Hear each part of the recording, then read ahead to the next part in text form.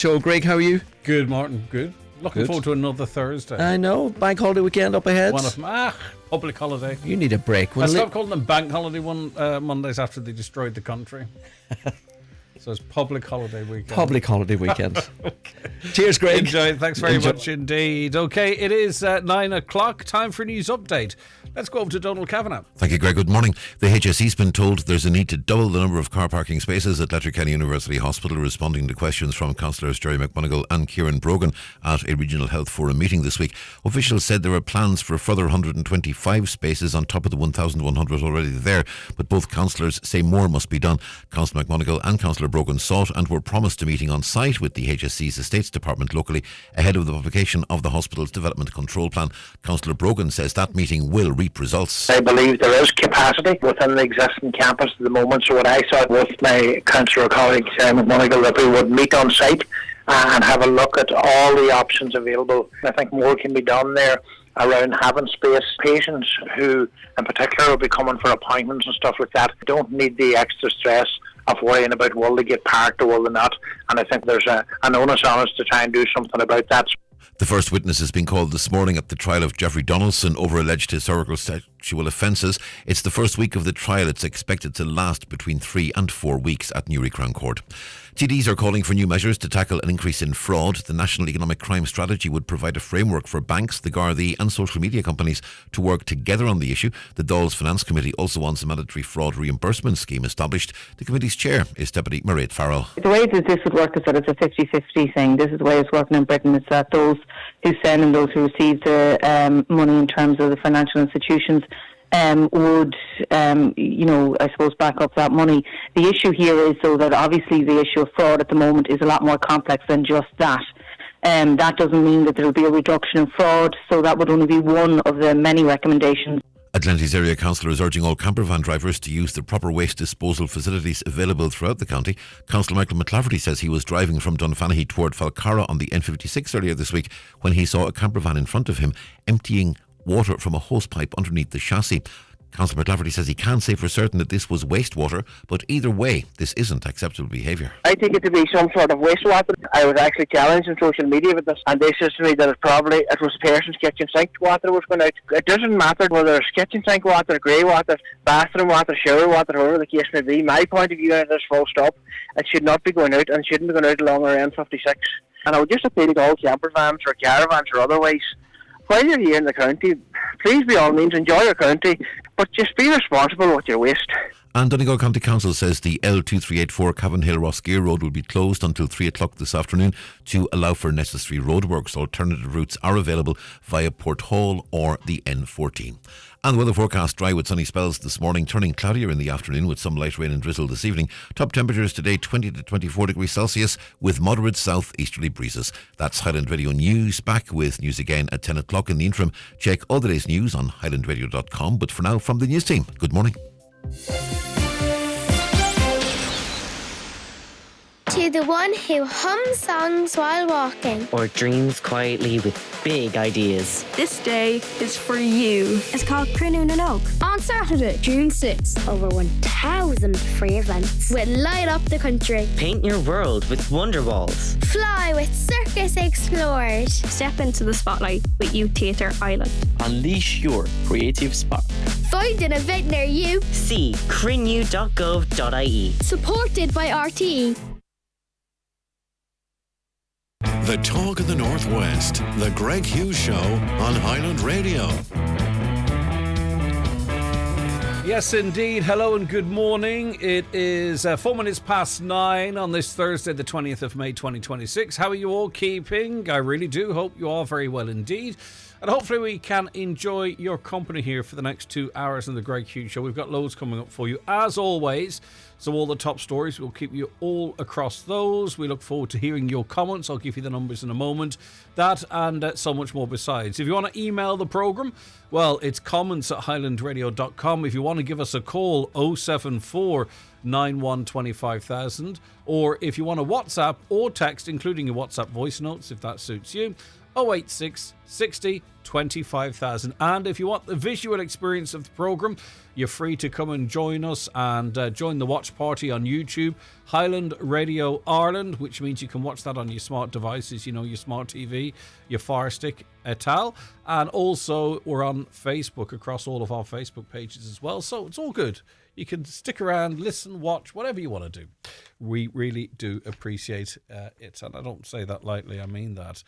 The Tyrconnell Tribune today, a serious collision that saw 2 cars written off near Illustrate is going to see the council introduce urgent traffic safety measures. Councillor Michael McBride said residents fear that there will be a fatality at the dangerous corner on the back road from Illustrate to Churchill in the townland of Coolboy. He's been contacted by residents after 2 drivers had a miraculous escape when their cars collided there recently. He says that clearly there is a need for immediate traffic safety measures to reduce the risk of life or serious injury at the corner. I'm sure if you are familiar with that road, you are familiar with the dangerous area they talk of.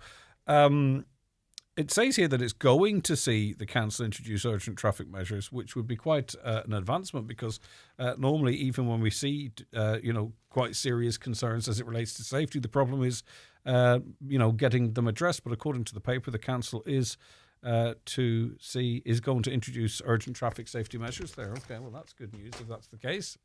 The Donegal News this morning, halting Donegal's heartbreaking road death tally is the top target of the county's senior Garda figures this bank holiday weekend. They assured the Donegal News that a high visibility presence of traffic Gardaí and top level checkpoints will target drivers after the recent loss of 3 lives. 7 people have been killed on Donegal roads this year already, and Gardaí say they'll do everything they can over the coming days to prevent more tragedies. The area's new superintendent, Siobhan Mullihan, who is based at Letterkenny Garda Station, delivered this stock message to all motorists. And, we need the guards out, I suppose. And a lot of people will say, well, I never see the guards or I don't see a checkpoint. They're there. But the reality is it comes down to us. We're the road users, whether we're driving or cycling or walking. We are the road users. And it's not a nanny state either. We have to take our share of responsibility over this weekend. And the reason why is statistically they're more dangerous and lots of people will be around. And we just have to be extra careful because it's in our hands. The guards will do their bit, but it's in our hands. Record breaking, over 1 million passengers used Derry's train station. There's more inside the paper. Quite a figure there. That's the Derry News, by the way. Now, I want to read the story about Ireland and Israel playing football. But Israel at the moment, after their genocide in Palestine, broadly recognised as such, are doing the exact same in Lebanon now. Very similar language, asking civilians to move out of swathes of southern Lebanon because they're effectively going to carpet bomb it, and everything in that area is deemed to be an official target. But I couldn't find that coverage in any of the papers to put the next story into context, so I took it off the internet. So Israel's military says it has carried out fresh strikes on southern Lebanon, targeting what it called Hezbollah infrastructure. Social media videos from Tyre, one of Lebanon's biggest city, show dust-covered crowds of people gathered around collapsed buildings. On Wednesday, the Israel Defense Forces has urged residents to move north of Sahrani River, about 25 miles from the border.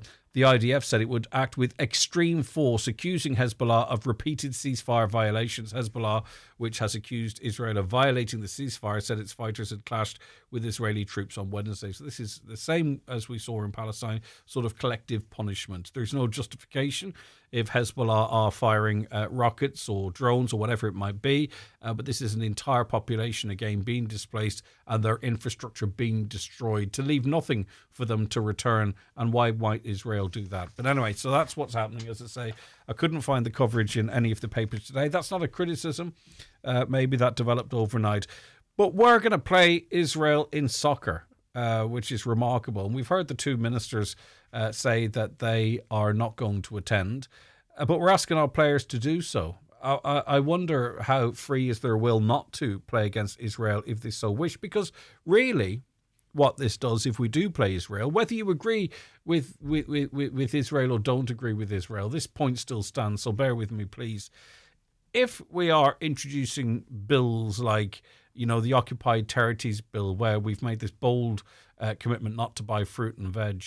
But if we are doing that, and if we are criticising Israel, and we're doing all of this, why are we still playing them in soccer? Well, why don't we just start playing Russia in soccer as well? Why has Russia been banned from the Eurovision, from the European Football Championships, from the World Cup, etc.? What in the Houses of Parliament, the Dáil, the Seanad, were critical of Israel. We're seeking to not take their produce as some sort of a protest. We say we're going to lead out in Europe to try and get some sort of EU-wide sanctions. Yet we're asking our soccer players, sport, to effectively counterbalance that and say, well, you know what, they're all right. We'll play a bit of soccer. When I say they, I'm not talking about Israel as a whole. I don't know the people, and I'm sure the government's actions on behalf of all of their people.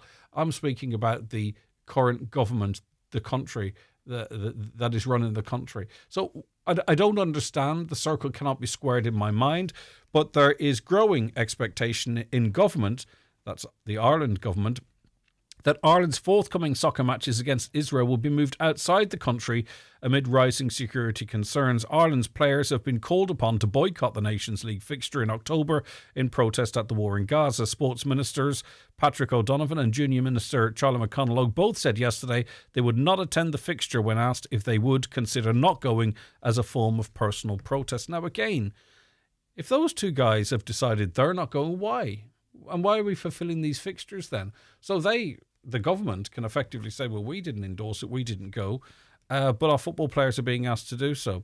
Anyway, reading on, any decision to move the fixture from Dublin's Aviva Stadium to a neutral venue in another country rests solely with the FAI. Government sources have told the Irish Daily Mail they expect to receive confirmation that the fixture will be moved in the coming days. Minister O'Donovan hinted yesterday at the Oireachtas Sports Committee that such plans were afoot. Again, so I would appreciate it. I'm not playing possum here. I'm not being purposely silly.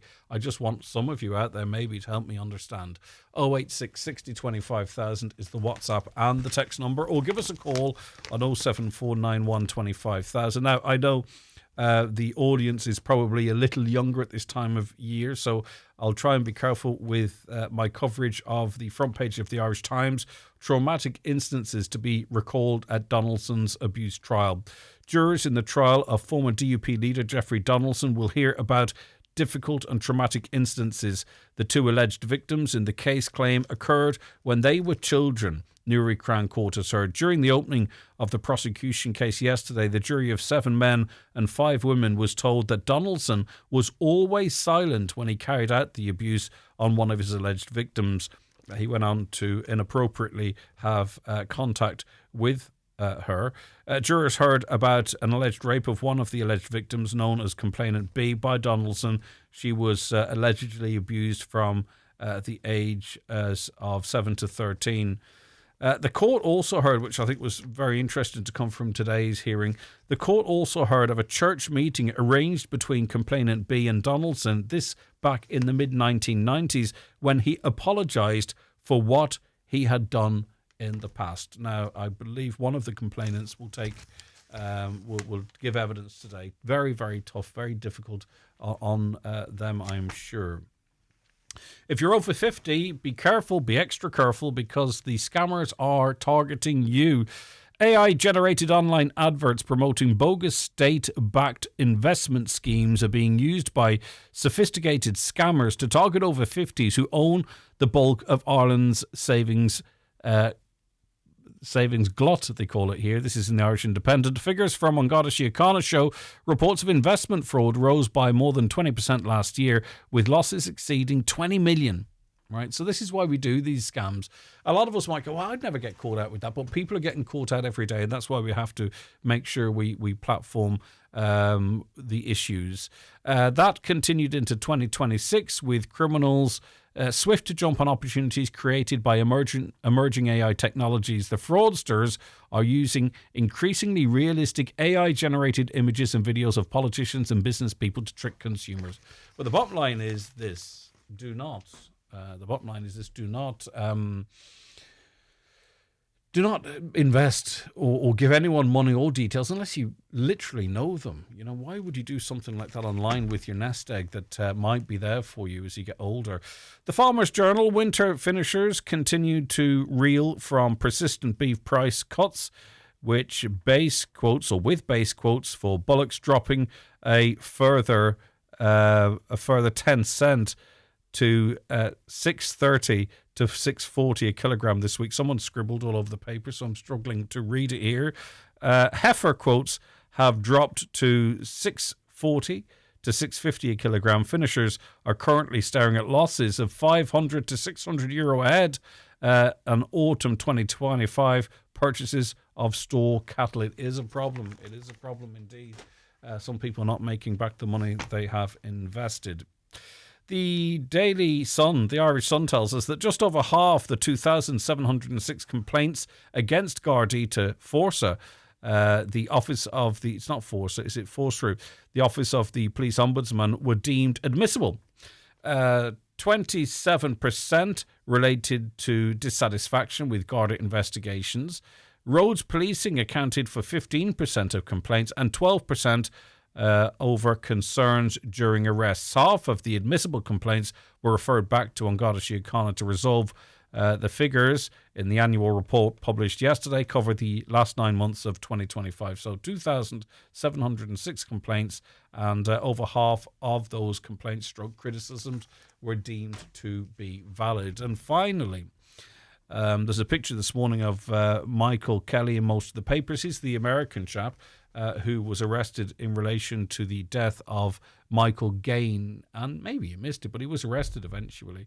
He engaged with the media and protested his innocence. Anyway, a man charged with the murder of Kerry farmer Michael Gain has been sent forward for trial. US national Michael Kelly, 54, was given the standard alibi warning yesterday by Judge David Waters when he appeared in front of him at Tralee District Court. The judge told Kelly that if he planned to rely on an alibi, he'd have to disclose this to the prosecution within 14 days. All right, that's a look at some of the stories in the papers today. Right, let us take a break. But before we do, here is the company, thankfully, who sponsors the papers every day, and we really do appreciate it. Newspapers are kindly supplied by Cosgrove Centra, Mountaintop Letterkenny. Now with the new look Mountaintop Diner. The Greg Hughes Show with Northwest Truck Fest, celebrating 20 years this Saturday and Sunday on Neil T. Blinny Road, Letterkenny. Enjoy live music throughout the weekend, family fun, the spectacular truck convoy, and so much more. Factories grilled over beef price slump. For more in your Irish Farmers Journal, here's our editor, Adam Woods. The latest on the beef trade as farmers hope for a World Cup burger bounce. €20,000 milk price gap. Scheme funding in firing line as department faces budget cuts. Forestry payments to farmers nosedive. Key tax advice for part-time farmers, plus everything you need to know about Bloom 2026. Get the Irish Farmers Journal today, in stores or subscribe online. You cannot afford to miss it. Every GAA season, cameras follow teams on the pitch, but on the sideline is another team. One that's passed on what they learned yesterday to shape those on the pitch today. That's what the game is built on. Because playing it forward isn't just about lifting cups, but lifting a team. And behind every county are those who lift us all. AIB, proud sponsor of the GAA All-Ireland Senior Football Championship. AIB, for the life you're after. Skechers Letterkenny Retail Park is your shopping destination for incredible footwear, apparel and accessories for all. The Comfort Technology Company is where you'll find our signature Skechers hands-free slip-ins in countless new styles. Plus, we have fun footwear that kids love to wear. Comfy footwear for the entire family. Only at Skechers Letterkenny Retail Park. Renault EVs have won Irish Car of the Year for 2 years running, making Renault the most awarded EV brand in Ireland. And now you can save up to €4,000 or get 0% APR on the 262 Renault EV range. Always backed by a 5-year warranty, making the switch to electric easy. Now we all have something to celebrate. Rethink Renault. Finance is made by way of hire purchase. Deposit required. Subject to lending criteria. See Renault.ie. Irish Car of the Year awarded by the Motoring Media Association of Ireland. The Saturday Shuffle this week is live from the build-up to the Letterkenny Pride Festival. Join Paul McDevitt from 12 at Greenan Theatre. As part of the festival, from 2 there's a live DJ, then a pop-up choir and even a brass band, and that's all before the parade begins at 4. So join us on the Saturday Shuffle live from the build-up to this year's Pride at Greenan Theatre, proudly supported by TCS. Highland Radio Time Checks brought to you by EirGrid, the operator and developer of Ireland's electricity grid. EirGrid, powering up communities, powering up Ireland. The time is? The time now is 9:20. We're going to go now straight to Deputy Charles Ward from the 100% Redress Party. Good morning to you, Deputy. Good morning, Greg. Good morning to all the listeners and viewers. Right, okay. I just want to talk about what you're talking about in the Dáil. Very important story, and you got a decent response from Micheál Martin, I think, in relation to it. But I want to talk about some speculation surrounding IS-465. We're expecting that due to be released either just before or after the weekend. And I'm hearing some concerns about it, whilst there might be some positives. There could also be delays. What do you understand will be contained within, as much as we know? Well, as much as we know, that we've given the date of either Friday or Monday, and basically there's a lot of speculation, but that's what it is. It's speculation. It's until you get your eyes on the document and you can start to go through the document. You know, this is what we're waiting for. You know, one of the big issues within that, though, will be whether or not foundations are included or not. A lot of people waiting very patiently on that. Is your understanding that they will be included? Well, we're hearing different things, and I don't want to speculate. You know, okay. I would be cautious, but yeah, it's like everything else. We just have to wait till we see. The devil my will be in the detail. understanding is then that they will be included, but it's going to require legislative change. So if that is the case, and I know, and it's obvious you're trying to avoid speculation, if that is the case, how long might that take, do you think? Well, you've got to look at it like this, Greg. When this IS-465 drops, there is a trigger then that within 6 months that the scheme, the government have to look at the scheme, okay? So you're kind of hoping that we can get this fitted in together, because people are waiting years and years to progress this scheme, and for us to progress this scheme properly, you know, IS-465 has to be done correctly, and the foundations are included in this. Then we have to make sure that it's done in such a way that we can move forward in a positive manner, and that it doesn't mean delay after delay after delay, which has happened before. The people on the ground know what's going on. We all know what's going on in Donegal. This has been going on for 14 plus years.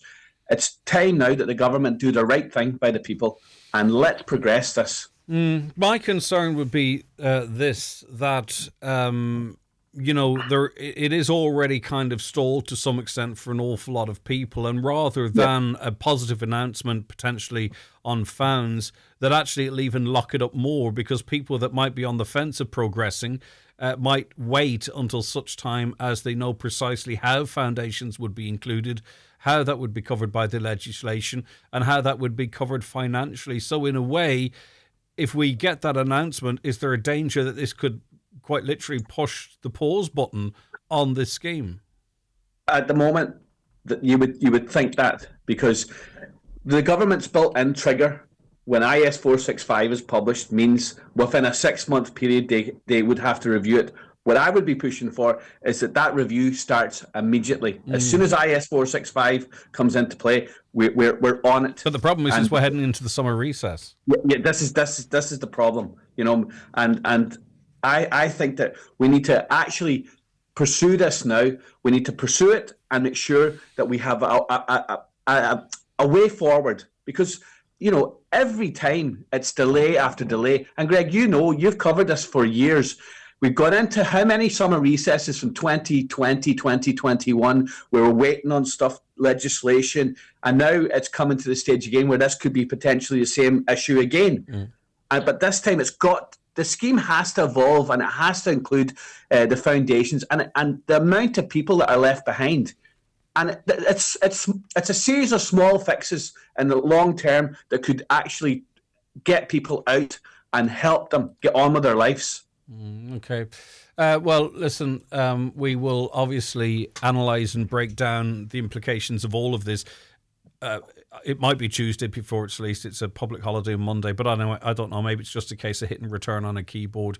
Yeah, Greg, I just say that that's the way it will be done. It'll be dropped into their the NSAI website. Okay, right, yeah, and that's how it's done. So it could be just a flick of the button. Right, we don't know. Okay, right now you raised an issue in that we know how stressful this whole process can be, and when something is very stressful, the one thing that can perhaps make it slightly less stressful is clear communication. Now, you raised the issue of and I wonder, is it an isolated issue, Charles, of a Donegal woman who got conflicting information, really highs and lows stuff.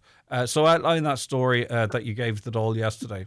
Yeah, so a woman has made contact with me regarding her family situation, and her family situation where they applied to the scheme in 2022. An IS 465 registered engineer came out, tested the house, done all the stuff the engineer's meant to do, basically came back and said this house needs to be demolished, it's structurally unsafe. Then for the housing agency then wouldn't accept that and give her an option 2. She appealed that. She'd been waiting since 2022. And then all of a sudden, on the 18th of May, she gets an email 9 o'clock in the morning saying that it's going to be full demolition and that she can get on with her life. Now, I spoke to her regarding this and she was delighted. Absolutely. It was like the weight of the world had lifted off her shoulders. Her and her husband are hitting towards the 60 mark. They've done everything in their life right, worked hard, put their kids through college, and their home has crumbled. And finally, there's light at the end of the tunnel. Only several hours later, an email sent out saying that there was a mistake and that it's now been sent back to the housing agency for them to make a determination on. That means you'll have to go and get testing again and go through the whole process again. But during this, it's the communication I have the issue with, where this woman was waiting in April for a decision and contacted the relative bodies regarding this and was told that the person dealing with this is on holiday, she'll open her email and let you know. This is unacceptable way to be treating people in defective concrete homes. And I've said this, unacceptable that they have to be left for somebody in Dublin to open up an email to read out to them. And then when they do open up an email and send them the correspondence, it's the wrong correspondence. It's a ridiculous situation. This is driving people over the edge. Yeah, and it can't be tolerated. And just to remind people, option 2 is outer and inner leaf demolition, leaving the internal walls. Like, I think people, and correct me if I'm wrong there, but I think people will be astonished that that's still happening. Because we're debating whether or not fans might be included or not. Can you imagine spending hundreds of thousands of euro building a new house around defective blocks? It's mental. It's mental, Greg. And the fact of the matter is that house then, at the moment, can't be sold. Who's going to buy it? Who's going to buy a house that's retaining defective materials? You know, at the end of the day, like some of those walls are weight bearing. These walls are weight bearing, and they cause. So when I'll just give you a quick one. If you remove all the outer walls and you leave the roof sitting on the internal wall to rest, damage will occur, and it's just because these walls do not suffer the same weather damage as the exterior and interior walls that are carrying water. They're still damaged. They're still defective. They're still defective materials. It's just because they're using the external, the inside of the house. They are defective blocks. They contain the same damaged material that's in the outer leaf and inner leaf. Might that be also addressed in this new IS 465? I pray that we finally follow science. That's what we're looking at. If we follow science and do this the correct way, then there is a way out of here. But if we don't, then we're kicking it down the road again. Right, it should have been from the beginning. I've said it. Full demolition and foundations taken out. You cannot leave the risk to families with foundations left in if it occurs down the line. There's no answer to this, but a caller says, well, maybe there is. We're due to start demolition right now. Do I hold off or wait? I mean, I presume if they begin that process now and foundations are included, but that could take months upon months upon months to be formalised in legislation. Yeah. But we're also talking about multiple tens of thousands of euro if they decide to take out their own fans. What do you say to someone like that? But this is it, Greg. You know what I mean? I would say to anybody on this scheme now, consult with your engineer, okay? And talk to your engineer regarding this. This is a decision that you shouldn't have to make. You should be able to get on with your life, but it's like everything else. Right now, the way the scheme is right now, you have to pay for them foundations, and depending on what it is, Greg, we all look at houses and we think they're the same. We don't know what's going on underneath the ground. This is worrying because, what does this person do in this situation? No one can actually advise them what to do. That's the sad thing. They have to make their call. But also what we don't know, because we did see some increases in the past and there was a retrospective element to it. Like, we don't even know maybe in the process whether or not there is a retrospective element to including foundations. I'm not saying there will be, but we simply don't know. And if there were, we don't know how far back it might go. So it's a real catch-22.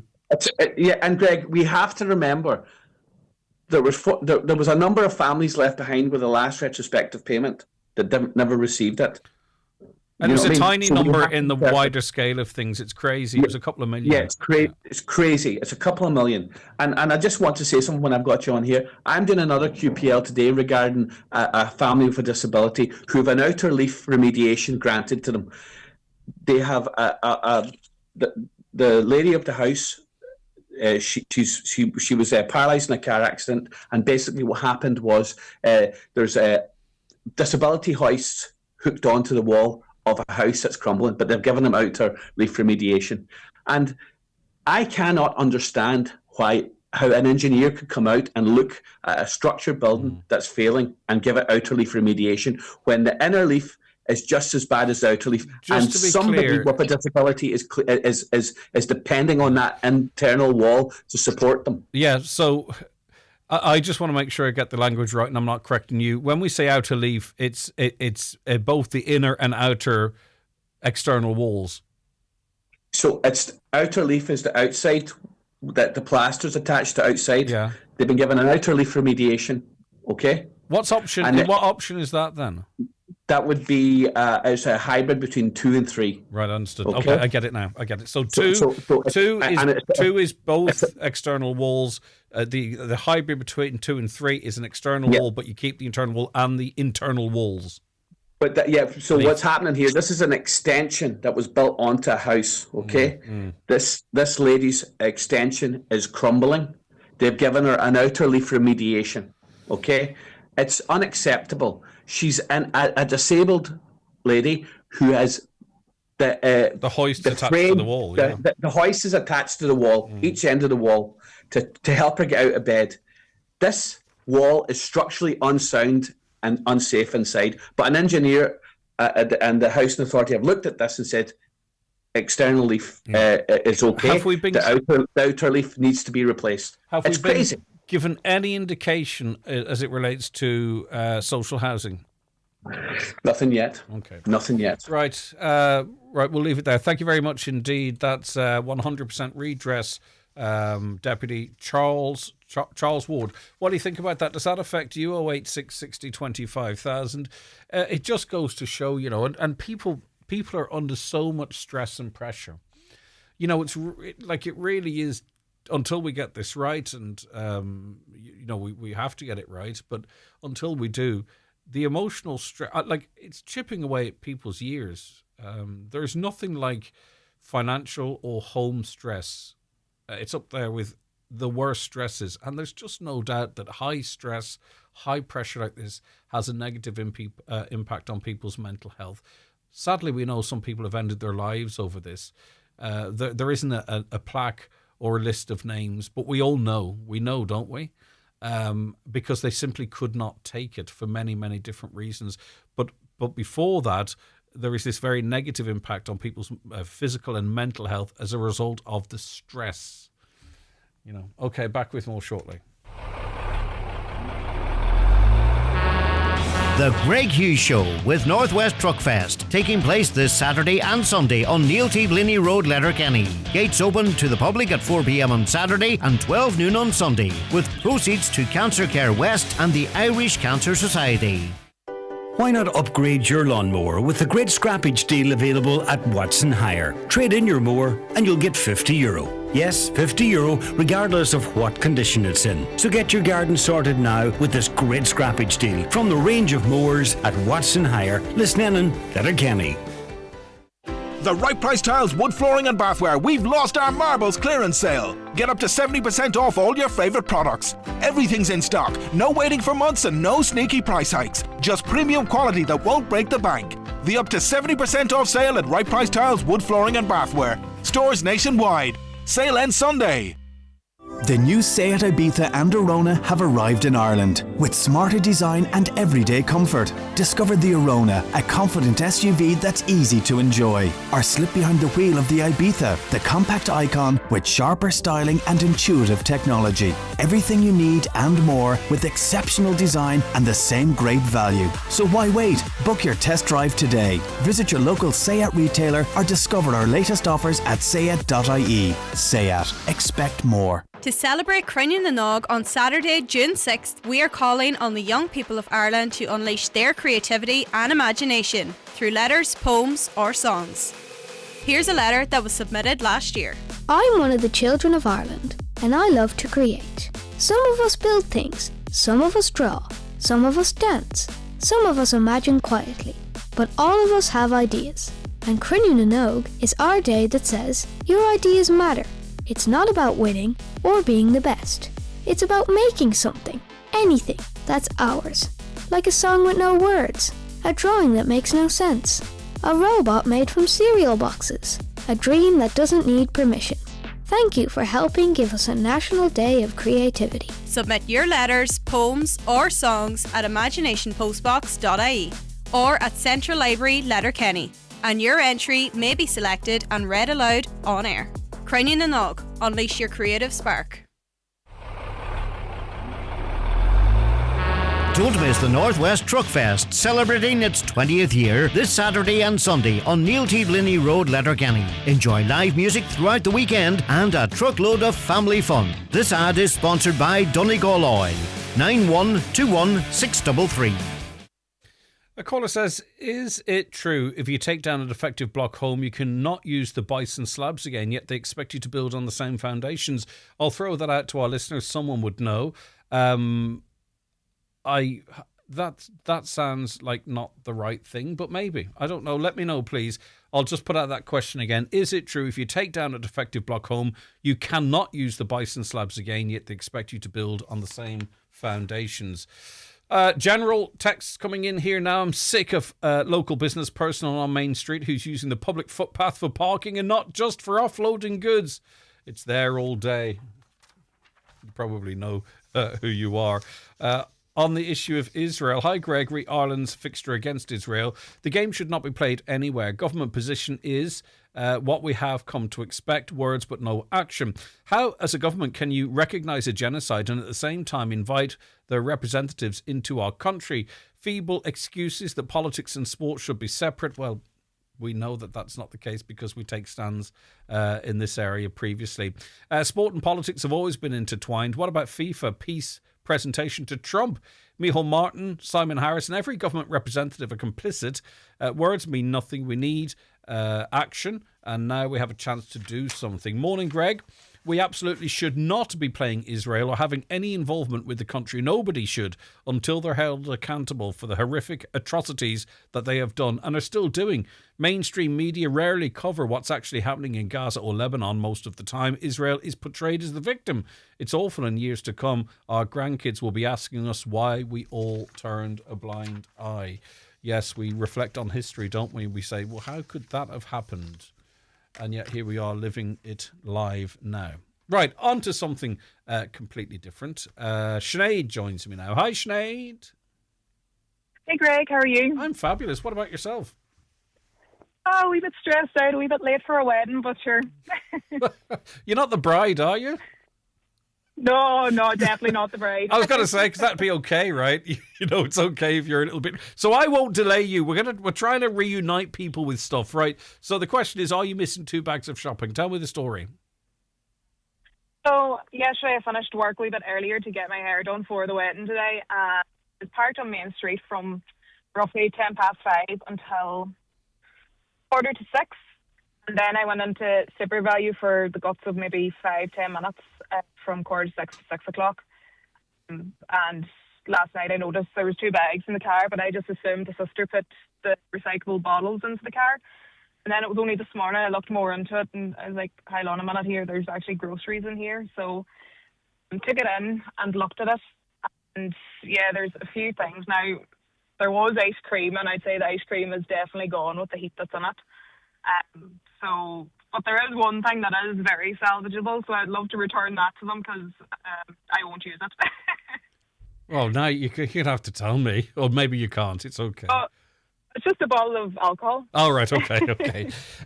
Maybe they'd had one before they put the shopping in the wrong car. Do you think that's what happened? Do you think they maybe... That's what the sister, yeah, maybe, because, I don't know, it was because I had a bag of shoes in the back of the car, so you would see, I don't know, maybe they also have a bag of shoes in their car. Right, okay, so if you accidentally mislaid your shopping, we have it here. The ice cream is a goner, but there's other stuff that can be...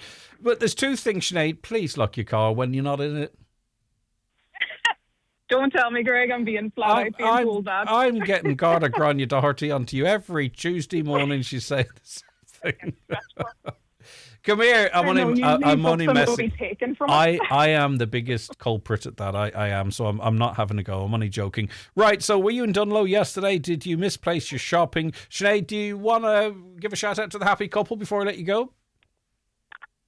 Sorry? Do you want to give a shout out to the happy couple before I let you go? It's up to you. You don't have to. Yeah, absolutely. That's Laura John Galler. Okay. Well, listen, hopefully they have a good day. Have a wonderful day yourself, Sinead. Thanks for squeezing us in. I really appreciate it. Bye, thanks a million, Greg. Bye-bye, Sinead. So if you were shopping yesterday, I remember twice my mother back in the day. There was no...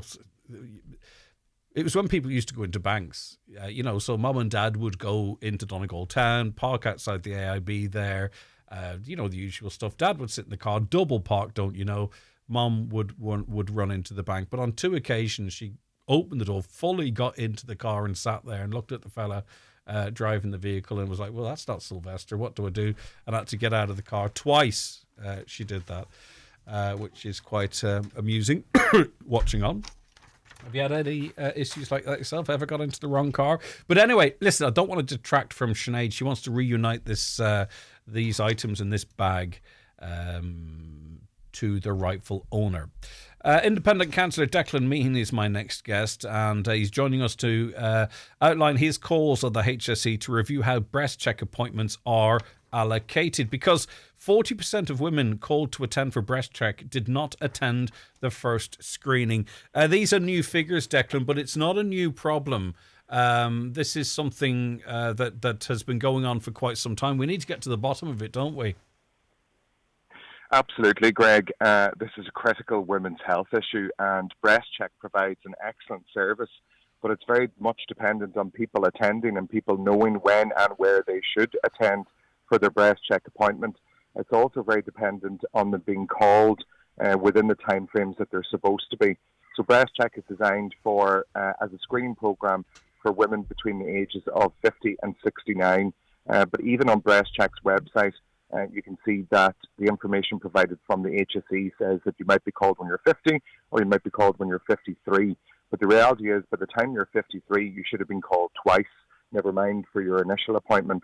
So the waiting list figures that were provided by the HSE at Tuesday's Regional Health Forum meeting show that across the West and Northwest, nearly 2,500 women are waiting more than 2 years for their first breast check appointment, and over 18,000 women are waiting more than 2 years for their callback appointment.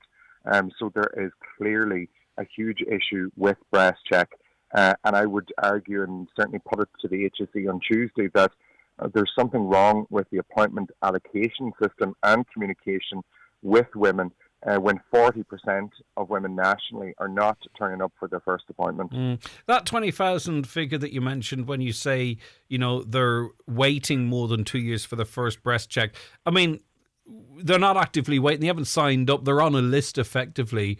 That doesn't really matter, but it's a point of clarification. But 40% of women that are called do not attend. 4 out of 10, whatever it is, whether or not they're saying, do you know what, it's grand, or I'm too young, or it's too far away, or that time doesn't suit me, or they forget they got the call. Whatever it is, we need to get to the bottom of that, because unfortunately some of these services, dependent where they are, and we've seen it in the past, are use it or lose it. Absolutely, Greg. And look, one of the issues is, as with anything in the HSE and in their health service, is a resource issue. So we have the breast check van that is mobile throughout the county, but it is largely based in Letterkenny for 6 months and Donegal for 6 months, Donegal town. So that's quite far away, obviously, when it's based in Donegal town from large parts of the county. And that could be one of the issues why people aren't turning up for their appointments across County Donegal. Now, the HSE have added a number of vans across the west and northwest over the past number of years, but it's clear that more needs to be added. One of the, I suppose, explanations from the HSE is that, this demographic is rapidly growing in numbers, people aged over the age of 50. But we know that. This isn't a surprise to us. We know that we have an ageing population. We need to put the resources in where they are needed, and this is one example of that.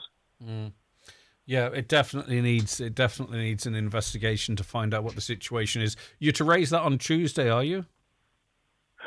Tuesday just passed. Okay, and what was the response then? Sorry, Declan. What was the response? Yeah, the response, Greg, was that kind of every point that I made, Tony Canavan, Regional Executive Officer for HSE West and Northwest, accepted it, particularly around the need for better communication and for different ways to communicate with women about their appointments. The vast majority of communication is via letter. And again, if 40% of people aren't turning up for their appointment, then there's obviously issues with that. So they are trying to encourage people to contact Breast Check to provide them with email addresses and phone numbers as well. And what's also really important to say is this is for people who are not symptomatic. This is a regular screening program. And anyone who is worried or feels that they are symptomatic, or if they have a particular family history of breast cancer, that they should make an appointment with their GP to go and speak to them about their concerns, whether they might have symptoms or whether they might just have concerns from a family history point of view, and not just wait on the breast check screening appointment. Yeah, because I presume those waiting on follow-ups, the 18,000, their maybe their risk status increases slightly. I'm not saying that as a medical opinion, but what I'm saying is that all of this doubles actually the waiting time for them. I presume if 40% don't turn up but the slots are there, you know what I mean, it pushes everyone further down the track. Okay, listen, thank you very much for that. I do appreciate it. Thanks, Greg. All right, Councillor Declan Meehan there. A caller straight in says, I don't feel comfortable going to a van for breast check. It's a terrible and embarrassing have to go to a van instead of the hospital. If more men got breast cancer, we would have a proper clinic with mammograms available in a clinic and not a car park. Now, no shade here. This is everyone's entitled to do what they want to do. But if you are a woman out there and you have been called for an appointment and didn't go, can you help us understand why? Is it because, and as I say, it's completely up to you, and there's no right or wrong answer per se. Certainly from me in terms of criticism, was it distance? Was it timing? Was it, it'll be okay. I'll be grand for this one, and sure I'll be recalled for another one, and I check my breasts in the shower and everything seems fine. If you can give us a bit of an understanding and insight, and anonymously, of course, you can just WhatsApp us 086 60 25,000. But I'm not prying into your private life or anything like that. It's just in case some of you out there want to help us. This caller, I think, is amongst those that's not comfortable going to a van for their breast check or her breast check. So that could be one of the reasons. Let us know, please. 08660 25,000. The number of families, this is back to defective blocks, the number of families, including thousands of children who are suffering stress, anxiety and trauma because of this housing scandal is disgraceful. It is. And, you know, there's certain elements of covering this since the beginning. One of the things I thought really was quite telling was that one of the schools in a show, and a common theme of creative writing as part of their education was defective concrete blocks. So if they had to write a song, it would be about defective concrete blocks. If they had to write a poem, there'd be something about defective concrete blocks. If they had to write an essay, same, DCB. And, you know, that just shows how intertwined it is, rather than it being about adventure or unrequited love or exploration. We've got a whole generation, multiple generations of children where, and it was very prominent in one particular school, where when they get paper and pen to hand, they contextualize something in their life through DCB. That's tough. That has an emotional impact on them. There's just no doubt about that. The Greg Hughes Show with Northwest Truckfest, celebrating 20 years this Saturday and Sunday on Neil T. Blinny Road, Letterkenny. Enjoy live music throughout the weekend, family fun, the spectacular truck convoy, and so much more. Some stories have been waiting decades, hundreds or thousands of years to be told. And now is their time. National Heritage Week is coming. Plan your event and register it now on heritageweek.ie. There's no time to waste. National Heritage Week, Saturday, August 15th to Sunday, August 23rd. National Heritage Week is a programme of the Heritage Council, supported by the local authorities' heritage teams and the Department of Housing, Local Government and Heritage. Whether you're looking for hybrid, plug-in hybrid or an electric car you can trust, you'll find it at Toyota, Ireland's best-selling car brand. With our stunning range, including the Toyota CHR, the Corolla family, and the Yaris Cross, you can be as electric as you want to be. There's trade-in boosters of up to €3,000 and flexible payment options. So book your test drive today at Kelly's Toyota Letterkenny or Mount Charles. Toyota, built for a better world. T's and C's apply. Best-selling claim based on latest published figures. Great special offers this weekend at Meehan's of Raffo. New selection of shorts, t-shirts, shirts and polo shirts in sizes up to 6XL. Free diesel t-shirt with diesel jeans. Up to 20% off selected ladies wear with 30% off ladies dresses at Meehan's of Raffo. On Business Matters this week, I'll be speaking with Patricia Doherty about Knockalla Caravan and Camping Park, and also looking at an initiative to develop a repair cafe network around the county. So join me, Chris Ashmore, for Business Matters after the 6 o'clock news on Sunday. Business Matters is proudly sponsored by Print Supplies Frosses. With 21 years in business, Print Supplies provides managed print solutions with local support and remote ink monitoring, saving your business time and money. Print Supplies, your local printer and photocopier company. Enjoy family fun this Sunday at Northwest Truckfest on Neil T. Blinny Road, Letterkenny. There's live music, Truckfest TED, trophy presentations, and the truck convoy through Letterkenny Main Street at 5. This ad is sponsored by Cranford Store. 9155 633. Highland Radio weather updates with McElhenney's. Get sorted for summer adventures with our extensive range of fashion, accessories, luggage, sun care and more. Explore our summer collection in-store or shop online at mcelhenneys.com. Right, I think I've accidentally opened an old weather forecast here. I don't want to give out bad information. It's actually a very warm, bright and mostly dry day across the county. Donegal's seen a good deal of sunshine and clear skies. Temperatures 21 to 23 degrees. Now, I'll come back to a more detailed weather forecast for you a little later on the issue of breast check. It's a little cramped in the waiting area, but it's very fast and efficient. I much prefer the van to entering the hospital and waiting for hours. That's the flip side. So maybe our previous listener might consider that. Greg, I was talking to a lady from Ukraine last week and she told me she was going on holidays. I asked her, was she going somewhere nice? Yes, she said, I'm going home for 2 weeks. I was taken back as I thought the reason the Ukrainians were here in Ireland was because they were fleeing war. I'd like to know what people think of that, as we are giving millions to Ukraine to keep them here. If things are so bad in Ukraine, how come they can go back for a holiday? Thanks. That comes in for Caroline. I don't know. I can't speak on behalf of the lady. I doubt she's going back to Kyiv at the moment because it is being bombarded by Russia. But there are large swathes of that country whereby there's very little activity, very little Russian activity. And that's not to say a bomb couldn't drop in your head at any given moment, but there is very little. That being said, we do have a scheme whereby people can not only flee Ukraine if they have concerns. It could simply be, not simply be, it could be because they don't want their sons to be conscripted. That can happen as well. Or it could be the fact that they can be far better off here, better social welfare, better wages if they're working, and a real big lump of cash per month towards accommodation. So those are the rules, but they're not compelled to stay here. They don't have to stay here. It's not part of it. So I suppose those are some of the options. Back to road safety. To the lorry driver on the Claw Road near the little roundabout Donegal Town at 4:15 yesterday, tailgating line of traffic, blasting the horn, expecting everyone to pull in so you could overtake into oncoming traffic. It's reckless and dangerous. Maybe show a bit of respect for other road users before someone gets hurt. Not the first time this has happened either. What would you do in that situation? That's clearly dangerous driving. I would be flabbergasted if there wasn't a telephone number or a company name or logo on that articulated lorry. If you saw that, maybe this listener did, maybe they didn't, but if you saw that, would you be inclined to take the number plate and ring the company and say, look, I was driving around Donegal Town yesterday, 251 DL blah, blah, blah, was honking the horn, overtaking dangerously. Would that be the responsible thing to do, or would that be a bit telling tales? I don't know.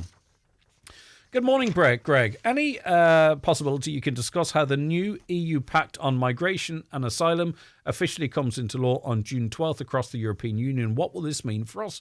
Interesting. Let's line a guest up, or maybe we might require two. But yes, of course we will find out the ins and outs of that. That's a very important matter because it does affect us. We were talking about tourism yesterday. Many of you messaged in relation to that. The weather is such a help, says a listener. This is a glorious day today. Inishowen looks magnificent. More weather like this, please. You're right, of course. But I think also what we must understand, people coming to this part of the world are not coming here for the weather as such. Like, say, for instance, we were talking yesterday about golfing holidays. Like, people coming here from Germany or America or England or wherever, they know what weather they're getting. They know it's going to be breezy. They know most likely they're going to be playing a links course. And they come here for that challenge because they see Rory McIlroy and the boys doing it on courses in Ireland and Scotland, etc. So I think when we live here, we live and die for the weather. I think anyone coming here kind of knows what to expect. Interesting, like in Spain, where you go on holidays, potentially, a lot of the locals head north. They head north to cooler climes for the summer holidays. Isn't it interesting? We're going from this weather to holiday in their backyard, and they're leaving the backyard to go on holiday somewhere else where it's cooler. Anyway, lots to come up in the second hour of the show. Stay where you are. The Greg Hughes Show with Northwest Truckfest, taking place this Saturday and Sunday on Neil T. Blinny Road, Letterkenny. Gates open to the public at 4 p.m. on Saturday and 12 noon on Sunday, with proceeds to Cancer Care West and the Irish Cancer Society. Rowntrees have turned your favourite ice lolly flavours into delicious fruity sweets. Imagine mouth-watering sweets inspired by juicy fruit pastel lollies. What about zingy sour watermelon lollies? And then there's tropical mango lollies. New Rowntrees lollies, lolly treats, now in sweets. Grab a share bag today. The Woodbury Grill Bar and Restaurant on Arena 7 in Letterkenny is a perfect family dining experience. Fresh new menus, beautiful new decor, and a warm welcome every time. Treat the family with a visit to us at arena7.ie. Get 4K your way from Nissan. Nissan. Choose €4,000 finance contribution or trade-in bonus on selected Nissan models. Nissan, always a smart move. T's and C's apply. Ah, the faint scent of Factor 50. It's time to dust off your "it's not burnt, it's well done" apron. You're ready to tackle the garden. And suddenly, it's the busiest room in the house. It's summer, and the Go Play Outside summer sale is now on at Home Value, with great value on barbecues, lawnmowers, garden furniture and more, from now until June 4th or while stocks last. With 88 stores nationwide, call into your local Home Value or shop online at homevalue.ie. Home Value. Trusted, local experts. McGowan Hearing, one of the longest established audiologists in the Northwest, now have weekly clinics in Letterkenny, Buncrana and Carndonagh. Book your free hearing aid consultation at one of these clinics or with audiologist Darren McGowan in your own home. Call 07191 00208 or visit mcgowanhearing.com. The Buncrana Golf Club Development Draw is here, with over €40,000 in prizes up for grabs. The grand prize is a stunning Hyundai i30 N-Line, plus 4 other fantastic prizes worth over €10,000.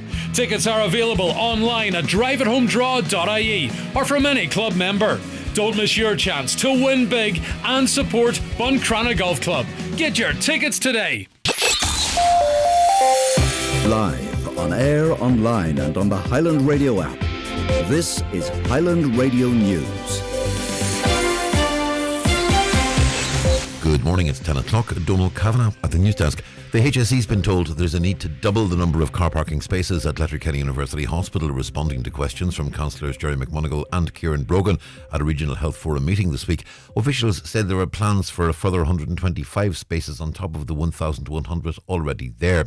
Councillor McMonigal and Councillor Brogan sought and were promised a meeting on site with the HSE Estates Department locally ahead of the publication of the hospital's development control plan. Councillor Kieran Brogan believes that meeting will reap results.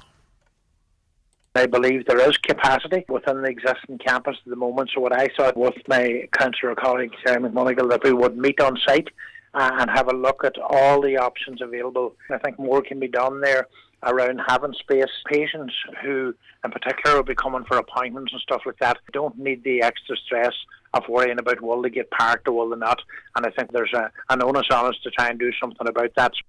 The first witness will be called this morning as the trial of Jeffrey Donaldson over alleged historical sexual offences continues. It's the first week of the trial, which is expected to last between 3 and 4 weeks. The former DUP leader has pleaded not guilty to all 18 charges he's facing. His wife Eleanor denies charges of aiding and abetting and is facing a trial of facts. The biggest overhaul of rural housing rules in 2 decades is being promised by the Taoiseach. Simon Harris told a Fine Gael Parliamentary Party meeting last night there'll be an easing of planning laws, making it easier for families to build homes in the countryside. He says restrictions on the building of houses along rural roadsides and caps on homes on family farm holdings will be eased, with the changes going to Cabinet early next month.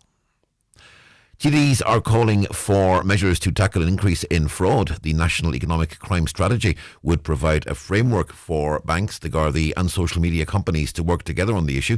The Dáil's Finance Committee also wants a mandatory fraud reimbursement scheme established. The chair of the committee is Deputy Mairead Farrell. The way that this would work is that it's a 50-50 thing. This is the way it's working in Britain. It's that those who send and those who receive the money in terms of the financial institutions would, I suppose, back up that money. The issue here is, though, that obviously the issue of fraud at the moment is a lot more complex than just that. That doesn't mean that there will be a reduction in fraud, so that would only be one of the many recommendations. TDs. A Glenties area councillor is urging all campervan drivers to use the proper waste disposal facilities available in the county. Councillor Michael McLaverty says he was driving from Dunfanaghy toward Falcarra on the N56 earlier this week when he saw a campervan in front of him emptying water from a hosepipe underneath the chassis onto the road. He says he can't say for certain it was wastewater, but either way, it's not acceptable behaviour. I take it to be some sort of wastewater. I was actually challenged on social media with this, and they said to me that it was a person's kitchen sink water was going out. It doesn't matter whether it's kitchen sink water, grey water, bathroom water, shower water, however the case may be. My point of view on it is full stop. It should not be going out and shouldn't be going out along our N56. And I would just appeal to all camper vans or caravans or otherwwise, while you're here in the county, please by all means enjoy your county, but just be responsible with your waste. The pressure from data centres means more households are paying more money for electricity. A report from Friends of the Earth and Beyond Fossil Fuels found the rapid expansion of the centres across the country has cost householders €715 million extra on bills between 2015 and 2023. The report suggests they could add a further €600 to the average household energy bill over the next decade, unless there is a change in government policy. Rossi Leonard from Friends of the Earth says the average household is under unfair pressure. Globally, this is completely unprecedented. Data centres are using more energy here in Ireland per capita than anywhere else in the world. And what that's doing is acting like a rising floor on Ireland's energy demand. And it means that we are more and more vulnerable to price shocks in the wholesale market. And all of that is driving up the cost of wholesale prices. And what that means is that when the bill comes in the door to you at home, there is an added cost kind of baked into that bill. And Donegal County Council says the L2384 Cavan Hill Rosgear Road will be closed until 3 o'clock this afternoon to allow for necessary roadworks. Alternative routes available via Port Hall and the N14. Dry with sunny spells this morning, turning cloudier in the afternoon with light rain and drizzle this evening. Top temperatures 20 to 24 degrees Celsius with moderate southeasterly breezes. That's Highland Radio News. We're back with news again at 11 o'clock. In the interim, check all the day's news on highlandradio.com. But for now, from the news team, good morning. The obituary notices this Thursday morning, May 28th. The death has taken place at her home of Mary McElhaney, ní Dever, 3 Trees, Quigley's Point, formerly of Meandoran, Clonmany. Mary's remains will repose at the family home from 11 o'clock this morning. Funeral from there on Sunday afternoon at 2:30, going to Sacred Heart Church Muff for Requiem Mass at 3 o'clock, with burial afterwards in St Mary's Church Cemetery, Clonmany. Family flowers only, please. Donations in lieu if desired to palliative care of any family member or Comsky Funeral Directors. The death has taken place of Audrey Dillies Moody, ní Curry, 68 Balnamore Road, the Cross London Dairy. Service of thanksgiving for her life in D&R Hay and Sons Funeral Home, 24A Church Road, Altnagalvin, tomorrow afternoon at 2 o'clock, followed by burial in Gordon Nessay Presbyterian Church Burial Ground. Everyone's welcome to call at the funeral home this evening from 6 until 8:30. The death has taken place of Kathleen O'Donnell, Glen Lee, Kelly Beggs, reposing at her residence today from 4 o'clock until 8 o'clock. Funeral Mass tomorrow at 12 noon in St Mary of the Visitation Church, Kelly Beggs, with burial afterwards in the local cemetery. Mass will be streamed on mcn.live. The death has taken place of Eamon Sweeney, Ballinabrockie Fanad, reposing at his late residence today from 11 o'clock with rosary at 9 p.m. Funeral Mass tomorrow at 12 noon in St Mary's Church, Fanavolti, with burial afterwards in the adjoining cemetery. Family time only on the morning of the funeral, please. Family flowers only. Donations in lieu, if desired, to the Tammany Patient Comfort Fund, care of any family member or Eamon Scott Funeral Directors. Funeral Mass will be streamed live on Scott Funeral Directors' Facebook page. The death has taken place of Tony Riley, Tulla Carrigart, formerly of Curlaw, County Cavan. His remains are reposing at his home today from 12 noon until rosary at 9. Family time after the rosary and on the morning of the funeral. The funeral mass will take place tomorrow morning at 11 o'clock in St John the Baptist Church, Carrigart, with burial afterwards in the adjoining cemetery. Funeral mass can be viewed on Meva Parish Facebook page. Family flowers only. Donations in lieu to the Irish Cancer Society, care of any family member. The death has taken place of Seamus O'Donnell, Crickworra, Station Road, Fulcara, reposing at his late home today from 11 o'clock until rosary at 9. House private, please, after the rosary and on the morning of the funeral. The funeral mass is in St Finian's Church, Fulcara, tomorrow afternoon at 3 o'clock, with burial afterwards in the adjoining cemetery. Mass can be viewed live on mcn.live. Family flowers only, please. Donations in lieu, if desired, to Fulcara Community Hospital Comfort Fund, care of any family member or James Harkin Funeral Director. The death has taken place of Mary Dugan, Perth, Scotland, formerly of Tullalion near Burton Port. Mary's remains will repose in St Columba's Church Acres this evening, arriving at approximately 6 o'clock. Funeral Mass tomorrow at 11 a.m, followed by burial in Belcritch Cemetery. Funeral Mass may also be viewed on the Kincastle Parish Facebook page. Family flowers only, please. The death has taken place of Dennis Canning Legland Rathmullen, reposing at his late residence today from 11 a.m. to 10 p.m. with rosary at 9 o'clock. A shuttle bus in operation from St Catherine's Church, Auckland, Rathmullen from 12 noon until 10 p.m. Funeral mass tomorrow in St Catherine's Church, Auckland, Rathmullen at 11 o'clock, with burial afterwards in the family plot in Rathmullen Cemetery. Family time, please, on the morning of the funeral. Donations in lieu, if desired, to the Irish Heart Foundation, care of Conant McDade Funeral Directors. For family information and more details regarding wakes and funerals, please go to highlandradio.com. Highland Radio. This bank holiday, taste the summer at Super Value. With fresh Irish strip loin steak, save 33%. Mix and match 3 for €10 on Irish barbecue meats and fish like beef burgers and chicken thighs. Plus, with real rewards, get Coca-Cola 18-pack cans, €10 each. Super Value. Still super, now better value. DRS applies. The talk of the Northwest. The Greg Hughes Show on Highland Radio. More of your comments coming in this morning. A caller says, what do the powers that be plan to do with the current tourist office? That building cost the guts of nearly $2 million the time it was constructed. Nothing wrong with where it was located. Well, a lot of people within the industry and also feedback from guests believed it was in the wrong place, but that's your opinion.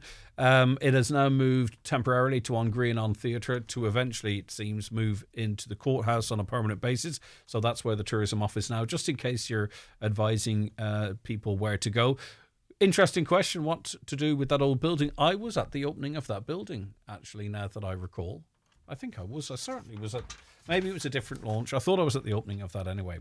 Greg, Letterkenny is Donegal's largest town, needs a tourist information office that's open 12 months of the year, not just for a few months of the year. It's crazy that the office in Letterkenny is closed more of the year than it is open. Still people messaging in on the issue of sport. And by the way, we love to talk about all things, be it news or sport or anything else for that matter.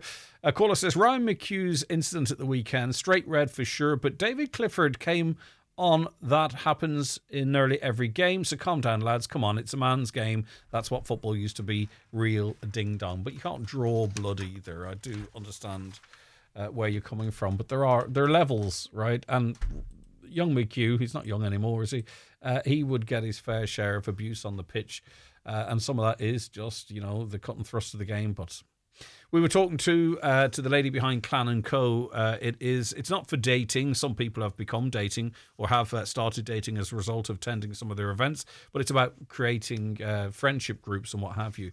But a caller did text in on dating. Why does someone not set up a dating place for seniors? As someone who dedicated my life to work, more the fool me, I've now found myself in a place where I'd love to have a partner and have something to do and someone to do things with. Very, very interesting point.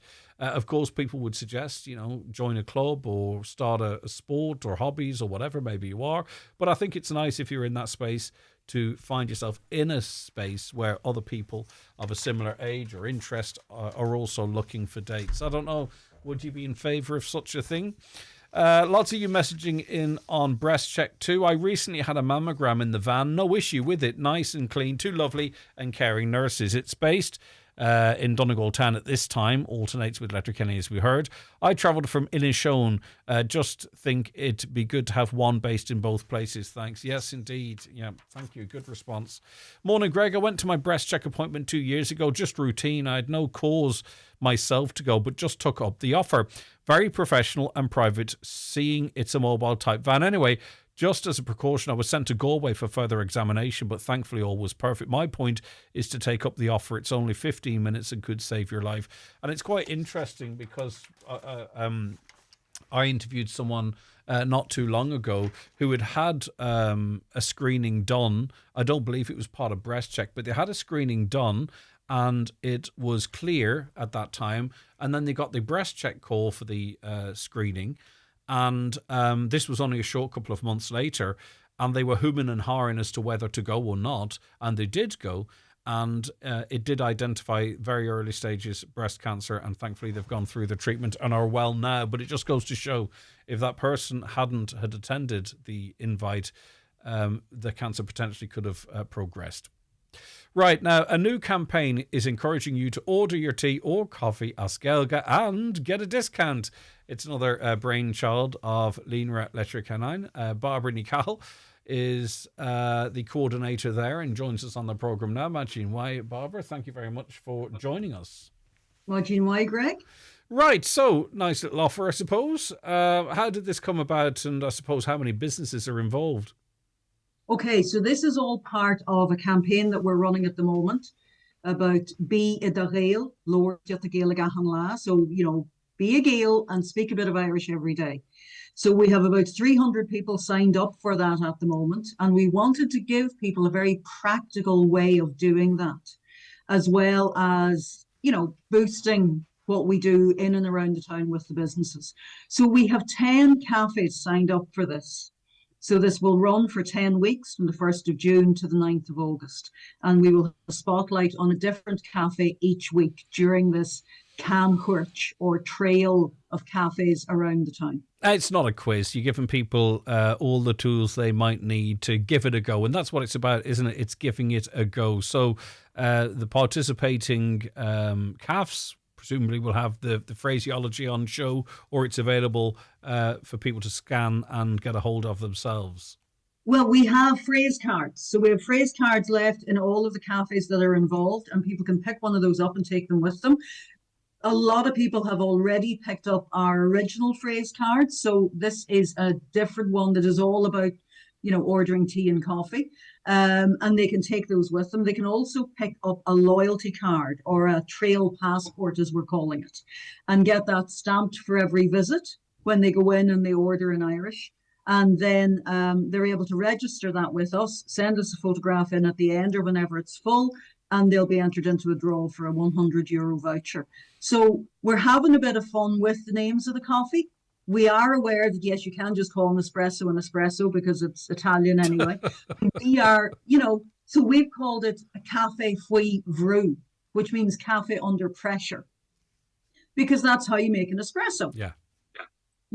So we've done that with all of the names. So people can use the Irish name that's on the card, or they can just go in and say, "But white yum latte let a hull," whatever suits. But we're just encouraging people to use a bit of Irish to get into the habit, because we want people to create a daily habit of speaking Irish, because they'll, it's a habit for life. If you did it 3 or 4 times in a row, why would you revert? You might say, right, exactly. You know what? I'm gonna keep it here. And also too, it's I think it's a nice little thing for tourists coming as well. Absolutely. And that's something that we've found with the beer mats and phrase cards that we've had out since last year. They've been hugely popular with the tourists and with local people. So we hope that some of the tourists will also get involved in this. They love encountering the language. They love the opportunity to learn a bit and to speak a bit. And what we have said to the cafes is everything is there. You can scan the QR code on the phrase card and you can listen to every phrase, so that people will be able to practice a wee bit in advance, or if they don't have any Irish, they'll be able to learn these things and then go in and try them out. So it's having a bit of crack, but it's also encouraging people to grow their confidence to use the language on a daily basis. All right, and you get 20 cents off your cup of coffee, which is not insignificant. Yeah, that's not bad, is it? No. And we're really grateful to the cafes that are involved.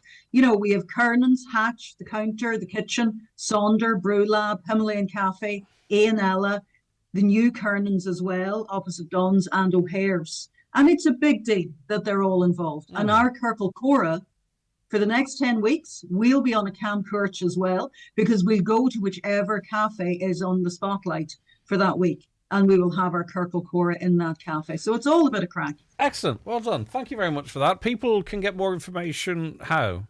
It's all there. We've mentioned everything, but you know yourself. Yeah, they can contact me on 086 075 1663.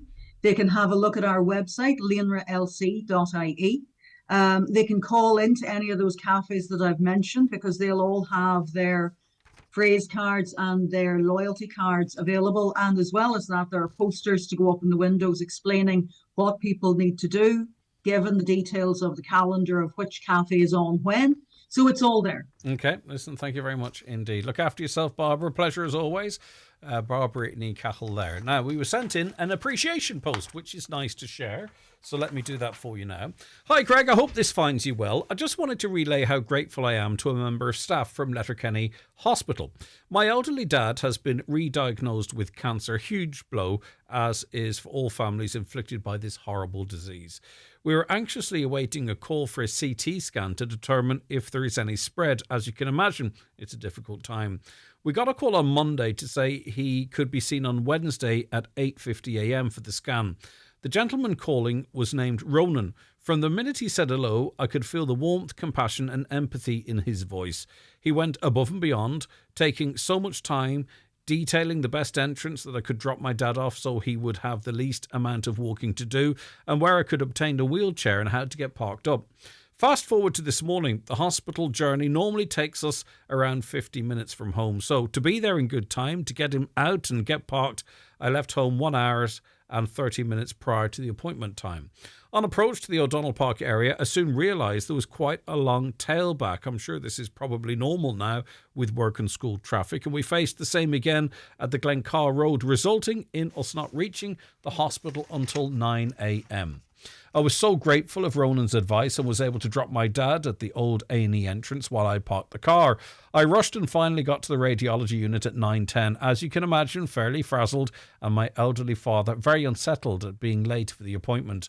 On arrival, we were met with Ronan and another lovely lady with the biggest smile and welcome. They told us there was no panic, to relax, take a seat, and they'd be with us shortly. Ronan then took it upon himself to advise where I could get a wheelchair to take my dad back to the car, and if I needed any help, he would arrange a porter. The CT area was busy, and the time, care and attention he took with us was really outstanding and so much appreciated. It was just the most heartwarming experience and what is a tough time for us as a family. If Ronan's listening, we just wanted to say a huge thank you. You are just amazing at your job. That comes in from a listener there, and I hope you get the best possible news in relation to that scan. We all know, unfortunately, don't we? The majority of us do, or we will. We all know what it's like, whether it's ourselves or someone close to us. And I think sometimes it can be worse when it's someone close to you, because you kind of feel a little bit helpless about things. But anyway, as I say, I genuinely appreciate you sending that in. Fair play to Ronan and the team. And also, I really genuinely hope that you get the best possible news for your dad, because I do know it's a toughie. A member of An Garda Síochána, says a listener, cannot give a full description of a person they're looking for fear of stirring up racial tension. Yet, you're quite happy to call for a boycott of a football match against the Israeli football team, knowing it will stir up anti-Semitic tension. For someone who claims to be unbiased in his reporting, your opinions speak loud and clear to the listeners. I am unbiased, but I'm not going to be unbiased about what Israel has done to Palestine. I'm sorry. It's just like... it's not just me, it's many states, it's many organisations have said the same. What they've done in there, killing close on 100,000 people and carpet bombing it into oblivion, and now starting the same tact on South Lebanon.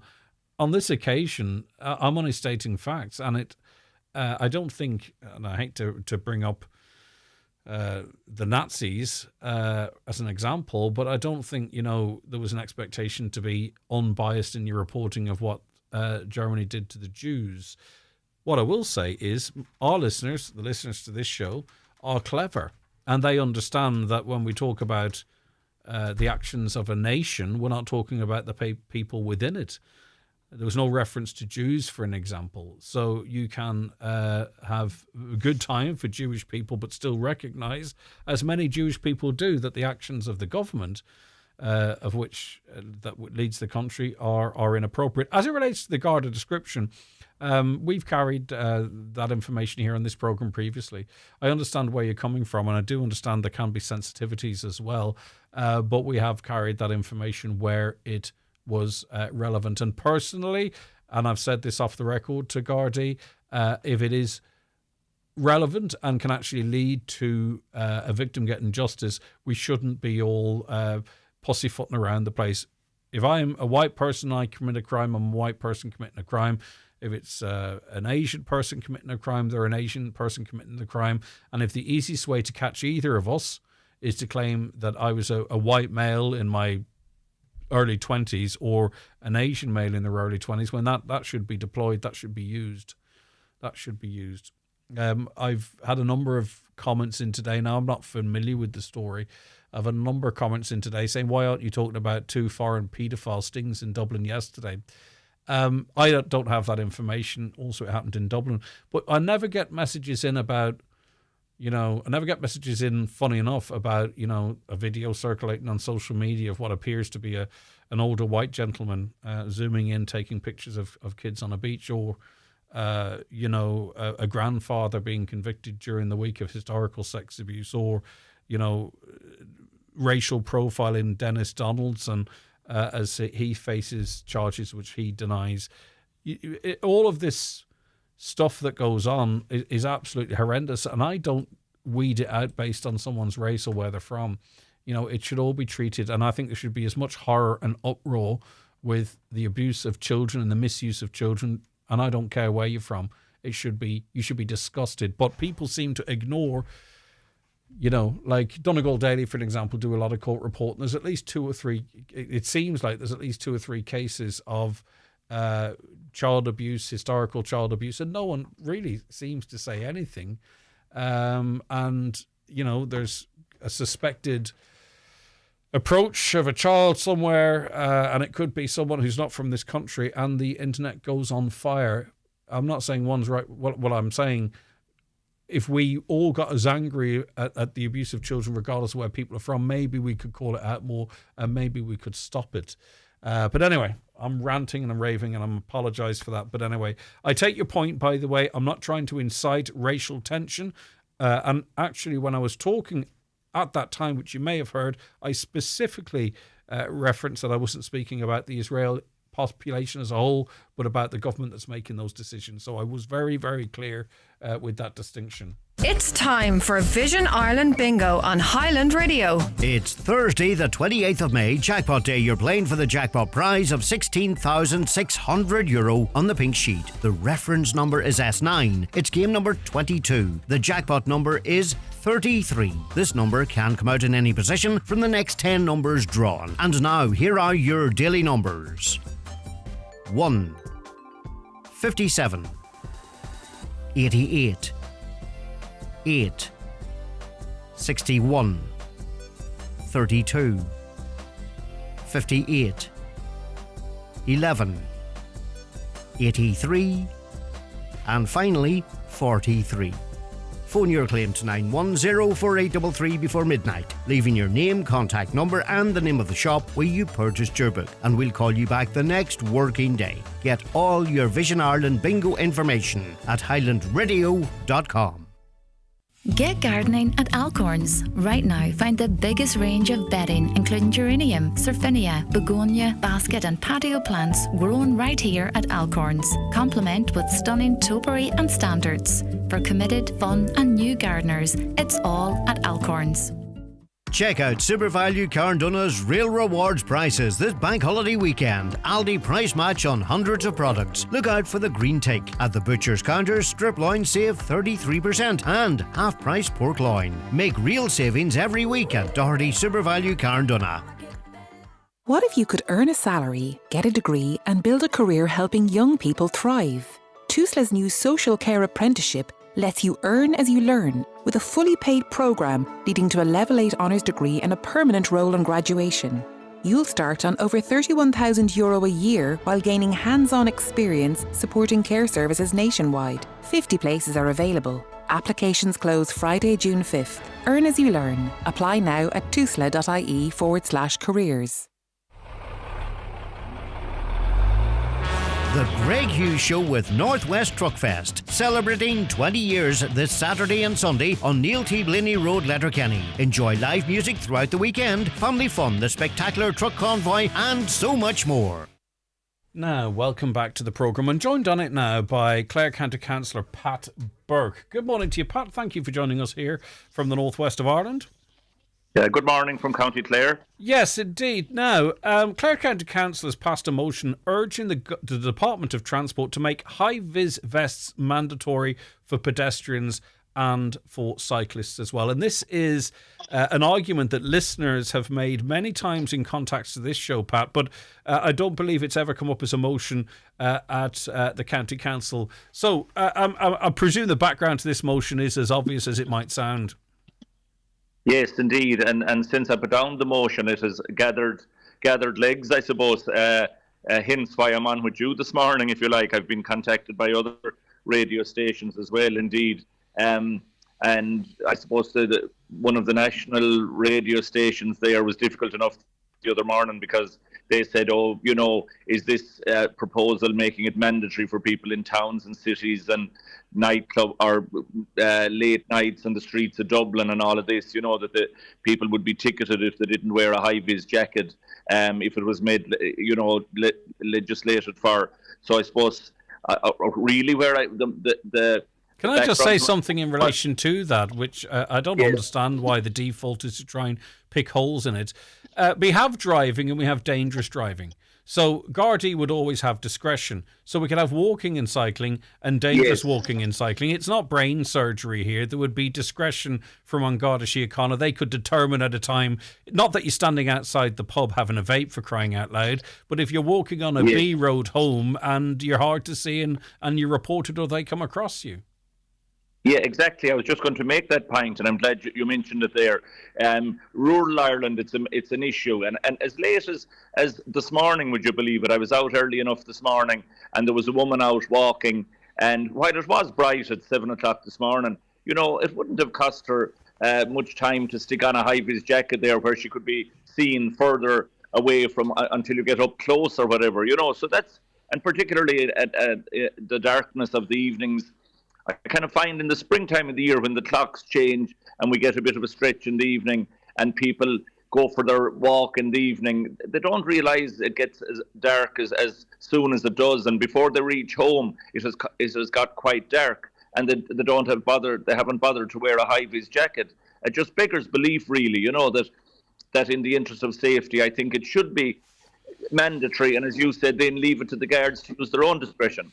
Yeah, and I presume it's not really about fining people or dragging people before the courts, but to try and change, like say, for instance, you know, I don't know how many fines the guards issued this year for a tail light being out, for an example, but under the rules of the road, you're obliged to have your tail lights in working order. So I would put it in that space whereby we sort of change attitudes on the roads. Yes, and part of when I spoke at the council meeting was, you know, calling for a campaign by the RSA. We hear all the ads on radio and television to don't ever drink and drive, or you know, don't be using your mobile phone while driving and that. So why they can't highlight this more prominently, I'm not so sure. You know, the RSA, in conjunction with the Farmers Journal, for example, at the National Ploughing Championships, they throw out all these free high-vis jackets to families and kids and everyone who walks by. But that's not enough, obviously. There has to be a major campaign to make the roads safer for everybody, be it the motorist or the pedestrian or cyclist. I just can't understand. Some people are great and they'll wear high-vis vests out walking in the daylight hours, you know, not to mind in the evenings or at night. But to see people, I had a close shave, I suppose, a month ago or so, with somebody with dark clothes walking on a rural road at night. It's just mind-boggling, really. Interesting, there's been a bit of a pushback by the Irish cycling campaign.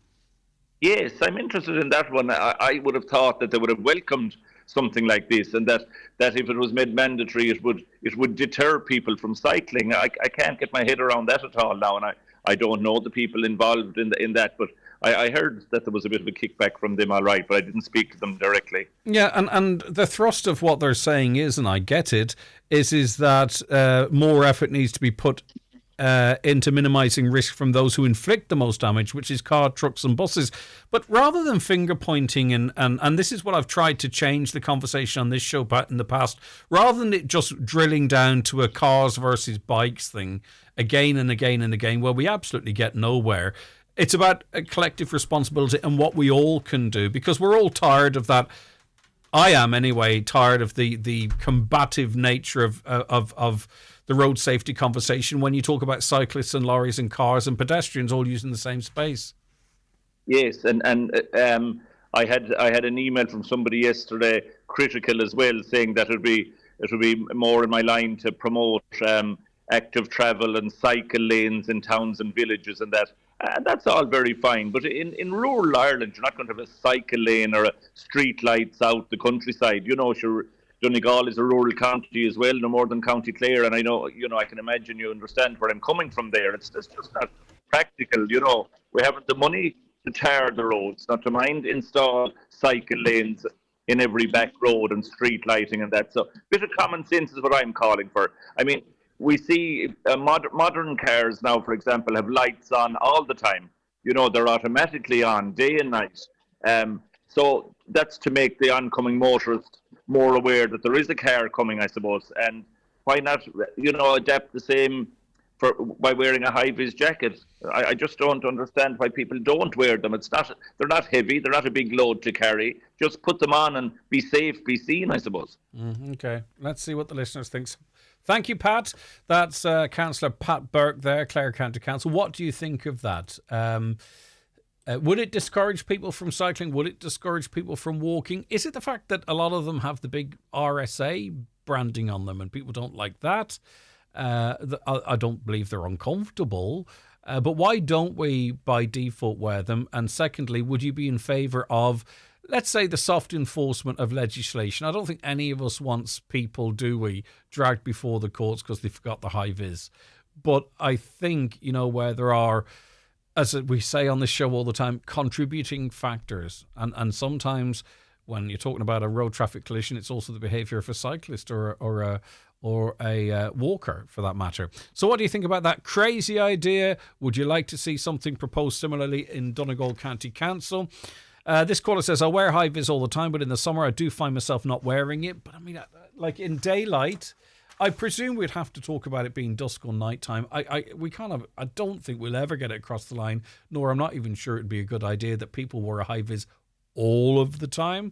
But, they're very light. They can be folded up and put in a backpack. Maybe, if you had one with you and you did an extra 5K and were heading home in dusk, you could whip it out and put it on. But I don't think there's an expectation, is there? Or even a proposal that people in broad daylight should wear high vis, unless I missed Pat referencing that. Right, 086. This is the text to WhatsApp number, 086 60 20 5000. The Greg Hughes Show with Northwest Truckfest, taking place this Saturday and Sunday on Neil T. Blinny Road, Letterkenny. Gates open to the public at 4 p.m. on Saturday and 12 noon on Sunday, with proceeds to Cancer Care West and the Irish Cancer Society. Looking for the best rates on foreign currency? Visit Bureau Express on Lifford Road, Strabane, and now also at Da Vinci Complex, Colmore Road, Derry. We offer special rates for commercial customers, competitive with banks on currencies like euro, sterling and dollars. With 60 currencies and card facilities, we're your one-stop shop. Bureau Express on Lifford Road, Strabane and Colmore Road, Derry. Make great photos into beautiful gifts at McGee's Chemist in Letterkenny. Different gift ideas include canvas prints, freestanding or ready-to-hang art blocks, and personalised photo books perfect to mark any occasion. Also, there's jigsaws, calendars, mugs and much more. For details, visit mcgees.ie. Turn your favourite moments into something truly special with McGee's Chemist, Letterkenny. Savour summer for less this bank holiday with Lidl Plus. Pick your barbecue heroes with fish Borbia approved meats and poultry, an incredible 3 for €9. And cheers to 27% off Peroni 12 packs, now $17.99. And don't forget to collect Lidl points on every shop with Lidl Plus. Lidl, more to value. Get the facts by Drinkware, visit drinkware.ie. People, you don't need me to tell you, running a business uses a lot of energy, and those costs keep getting bigger. 3 words, SEAI Business Supports. And I know what you're thinking, sure, that'll take ages. 3 more words, Rapid Approval Grants, so you can start cutting your energy costs in minutes. Now, I can't do it for you, I'm just a voiceover. So search SEAI Easy Wins today. Are you ready? SEAI Easy Wins, supported by the Government of Ireland. The hottest sale of the year has landed at Easy Living Furniture. Whether your home needs a refresh or your garden needs some TLC, transform your space for less during the big summer sale now on. Absolutely everything's reduced across sofas, bedroom, dining, mattresses, garden furniture and much more. Don't miss out. Shop today at Easy Living Furniture, Crescent Link Retail Park, Derry, Londonderry. The Northwest Truck Fest celebrating 20 years rolls back into Letterkenny this Saturday and Sunday on Neil T. Blinny Road. Enjoy live music throughout the weekend and entertainment for all ages. This ad is sponsored by JD Recovery Services, 9139303. Welcome back to the programme. We're joined on the show now by Tina McGlynn, who has lung fibrosis. Tina, good morning to you. Thank you so much for joining us. And Greg, it's good to have an opportunity to give a bit of information and to raise the profile of lung fibrosis. It's a condition that affects your lungs. Tina, can I just interject for one moment? I think your phone is sitting on the microphone, so right. Let me see. Okay. Oh, absolutely perfect. My apologies for that. Yes, go ahead. What were you saying to us, Tina? Lung fibrosis is a condition that affects the little air sacs in your lung. It can be caused by different things. It could be there could be a familial predisposition to develop it. It could be caused by environmental factors, maybe people working in mining, for example, or in factories where there's a lot of pollutants. That would have been the case years ago. It could be caused by an infection. Certain medications and radiation, for example, might cause it. But the effects of it are that it reduces the amount of oxygen getting to your blood through your lungs. The air you breathe in brings in the oxygen. The little air sacs are surrounded by little blood vessels that carry the oxygen then throughout your body.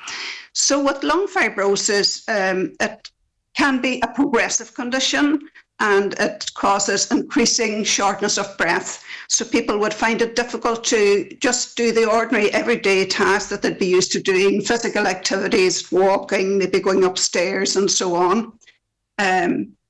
So then they would get a referral through their GP to see a consultant. And there are 4 respiratory consultants in Letterkenny: General, Dr. Olga Mikulich, Dr. Wilkin, Dr. McCourt and Dr. Bukhari. And the procedure for getting diagnosis would be that they would have a lung function test, and that can be carried out now in the hub in Letterkenny, for example. Then they would do a 6-minute walking test, and there's a respiratory specialist nurse based at the hub in Letterkenny called Karen Doherty. And then a lung scan needs to be done. It will not show up on a regular X-ray unless the disease is very advanced. Mm. Tina, So you have lung fibrosis because there's a family history of fibrosis. So whilst you have been diagnosed with the condition, you don't have any sympathy. You don't have any symptoms. Now, is that because it's luck or medication or your lifestyle, or is it unfortunately an indication of what may be to come? Just so we understand. Yeah, I suppose I got diagnosed very early because of the fact there was a family history of fibrosis. So I had myself referred very early on for a lung scan, and there is evidence that it is there in my lungs, but thankfully it hasn't progressed any, so I don't have any particular difficulty at the moment. But, it is a progressive disease, and it can progress. It can be triggered sometimes by just a lung infection and cause a flare-up, for example. So people experience the progress of fibrosis at different rates. It varies very much from person to person. Generally, people are not diagnosed maybe until they're in their maybe mid-60s or thereabouts, and wouldn't necessarily know they have any issues with their lungs. There's no blood test that can show it, for example, or early X-rays and so on. But there are certain risk factors, as I said already. As you mentioned, it is progressive, but there's always an advantage, I presume, with early diagnosis. Whilst you had the red flag of a family history, maybe if people are not as hungry as they once were, they're losing weight, they're noticing, that it's a little bit more difficult to walk up the stairs, and they're putting it down to age. Don't ignore any of those factors, I presume, Tina. Yes, those would be the kind of red flags that would make people suspect that they have some problem with their lungs. And if someone does have a problem, they need to get a referral through their GP and have tests carried out. And there are treatments available. For example, there are 2 medications that have been available for quite a long time, pirfenidone and nintedanib. But they do have side effects. Now, not everybody taking them will have side effects, but they are medications that do cause problems. But now, at the moment, there are new medications in the pipeline, and there's ongoing research and so on. So that would be helpful. Also, physiotherapy. We have very good physiotherapists here in Donegal, and we had a talk at one of our local support group, which meets in Arena 7 on the first Tuesday of the month at 2:00. We had a physiotherapist called Tara Cooper came and did a very good session with us on various techniques to help people who have difficulties with breathing. And also, for example, they can be referred to have oxygen provided, maybe just necessary on occasions. People can have an oxygen machine in their own home where they can use it for short periods of time or increasing periods of time as the need arises. And also there are portable oxygenators that can be used going out and about that people can bring with them, because it's very important to remain active and to lead a healthy lifestyle and to be socially connected and so on. And people can sometimes feel isolated. For sure, and I think that's why, and you've literally just set up my next question or my next comment, because a support group was set up in January for people in Donegal with lung fibrosis, and you've just mentioned when it meets, and I want to talk to you about that, what it does, and also the Inishowen branch. But before I get to that, even in your commentary, there's an awful lot of hope, right? A lot of what you've talked about is getting diagnosis, but how you can continue to live your life. The supports are there. And I'm just thinking someone with a diagnosis of lung fibrosis could be on their own or keeping it to themselves and feel there's no hope or nothing that they can do. And this is almost like a death sentence in their minds or whatever it might be. So that's why it's good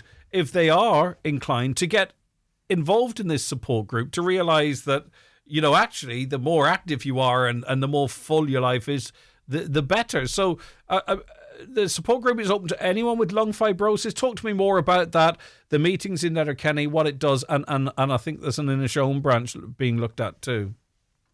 Yes, there was an initial meeting set up by the respiratory nurse Carol Doherty in Letterkenny, and a big turnout. A lot of people showed up from all around the county. So it was decided that it was too big a group, really. So we split into 2 sections. So the Letterkenny and Inishowen group meets at Arena 7 on the first Tuesday of the month at 2:00. And anybody with fibrosis is welcome to come along, and I can give phone numbers to contact. And there's also a support group in the west and south of the county, and they meet in Aris, Padraig and Gweedore on the first Tuesday of the month as well at 2:00. And the idea is to provide ongoing information and support. For example, at one of our meetings, we had Dr. Bukhari came along, did a presentation about fibrosis, about the various medications and treatments that are available, oxygen therapy and so on. And also the physiotherapist that I mentioned already came to one of our meetings. So already we've had quite a good input from the HSE and a lot of support. And also at national level, the support group ILFA, which is the Irish Lung Fibrosis Association, is a very active support group or advocacy group, if you like. They provide a lot of information, a lot of education, a lot of seminars, webinars. They support research. Also, they do a lot of stuff online for a person who cannot go out and about. Maybe there are online exercise classes and so on. Okay, and I'm sure all of that sort of is branched off the information hub for the Donegal support group. Where can people find that if they're interested, Tina, to find out about any of these events or other information?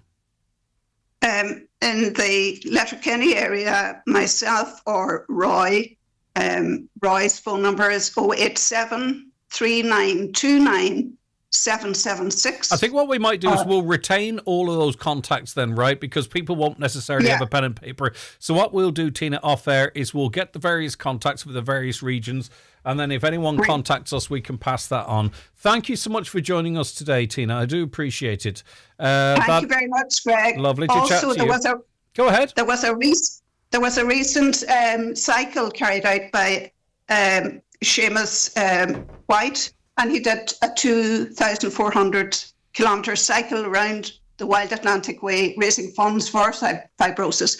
His mother actually died of fibrosis a few years ago, and he came from Waterford right along the south coast, up the west coast, into Donegal, stayed a night in Killybegs, stayed a night in Leo's in Annabray, and Bartley Brennan there, Moya Brennan's brother, was hugely supportive and did a bucket collection on the night and so on. And then Seamus came through the following day to Letterkenny and did an show down as far as Mallinhead and finished in Derry. So he spent 15 days cycling and raised quite a sum of money for the ILFA, the National Lung Fibrosis Association group. Brilliant. So I would set up Highland to publicise that and give him a little bit of support along the way, because he was cycling entirely on his own. Yes. So thank you for that. I think you just did. All right, thank you very much indeed. That's Tina McGlynn speaking to us there. Let me see. CB on YouTube, watching on YouTube, makes a good point, actually. And this is why we have these conversations, because it helps us understand better. And he points out that high vises, I suppose, are not aerodynamic enough. There's too much drag. So I suppose if you're going out for a brisk walk, or presumably more so a cycle, and you probably have this flapping in the drag. Yep, never thought about that. And I suppose there's a reason why cyclists in particular wear such tight clothing to avoid drag. So there you go. That's a practical reason as to why maybe compelling the wearing of them might not be practical. That's why we love this show. People messaging in and texting in. The Greg Hughes Show with Northwest Truckfest, celebrating 20 years this Saturday and Sunday on Neil T. Blinney Road, Letterkenny. Enjoy live music throughout the weekend, family fun, the spectacular truck convoy, and so much more. Get ready for a massive night at Summer Sessions Letterkenny as legendary reggae superstars UB40, featuring original singer Ali Campbell and full band, perform live in the Northwest for the very first time. Saturday, 22nd of August, 2026. This and more events happening at the Big Top at Kiltoy, Letterkenny. Buy tickets and get more info at summer-sessions.ie. Whether you're travelling from Milford to Manchester or Buncrana to Boston this summer, An Post Money is your foreign currency exchange partner in Donegal. Pop in to your local post office and get 0% commission on foreign currency in cash or card instantly, 6 days a week. An Post Money, making better happen. Terms and conditions apply. An Post Money currency card is issued by PPS EU SA pursuant to licence by MasterCard International. PPS EU SA is authorised by the National Bank of Belgium and is regulated by the Central Bank of Ireland for consumer protection rules. An Post is authorised by the Minister for Finance to provide foreign currency cash. Rediscover Opel. Reimagined and re-engineered for today. Like the Frontera, Mokka, Grandland. And celebrating 35 years, the new look Opel Astra, the family hero across generations. With a 5-year unlimited mileage warranty, flexible payment options, order before June 30th and get a €1,500 trade-up allowance across the entire Opel car range. The Opel Open Road event, now on at Manor Motors Opel. See manormotors.ie for details.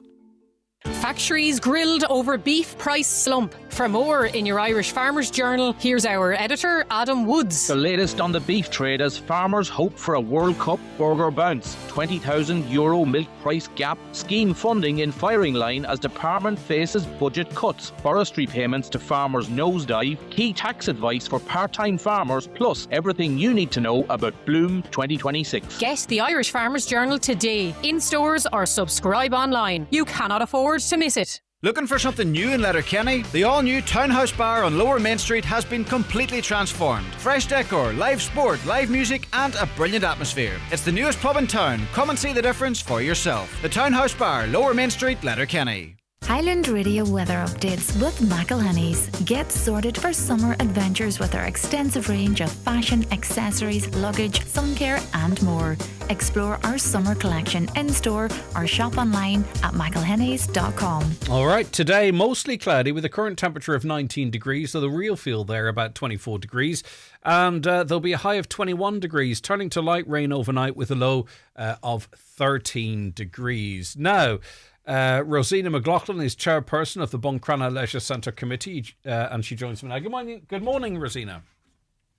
Good morning, Greg. Now, following our debate earlier in the week between Councillors Jack Chambers and Councillor Fionnán Bradley, any optimism I had about progress on the Buncrana Leisure Centre receded, I'll be completely honest with you.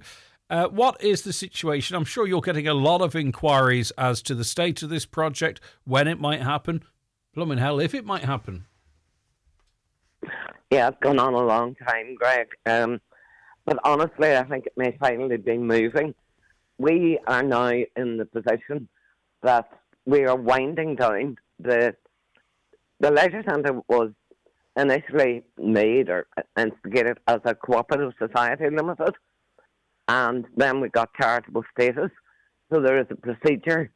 It's not just like closing the doors of business.